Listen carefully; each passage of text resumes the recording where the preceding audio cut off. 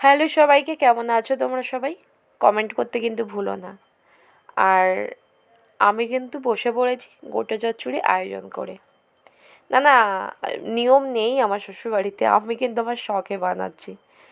তো ছোটোবেলা থেকেই দেখে এসেছি বাপের বাড়িতে সব কিছুই আছে, আর ঠিক তার উল্টো শ্বশুরবাড়িতে কিছুই নেই।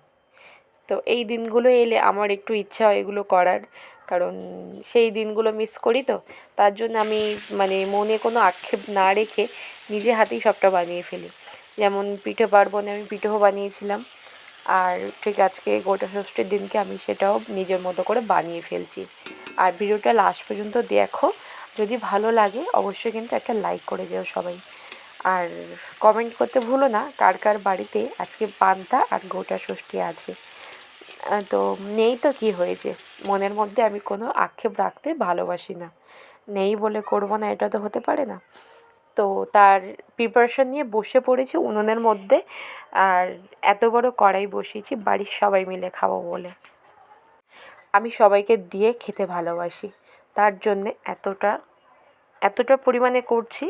আর এত বড় কড়াই বসিয়েছি। তো দেখো, এইসব জিনিস তো উনুনেই বেশি ভালো লাগে, আর ওই জন্যেই উনুন জ্বেলেছি। আর এইটার সাথে পান্তা তো উফ, যা লাগে। তো যারা জানে তারা জানে এর স্বাদ কী। তো যাই হোক, আমি আক্ষেপ না রেখে বানিয়ে ফেললাম। আর দেখো, সবাইকে দিয়ে আমি পান্তার জন্য রেখেছি, কালকে পান্তা দিয়ে খাবো বলে। আর এটা বেশি পান্তার সাথেই ভালো লাগবে, ভাতের সাথে থেকে পান্তাই বেটার লাগে খেতে। আর অবশ্যই কমেন্ট করে যেও কার কার বাড়ি গোটা ষষ্ঠী আছে।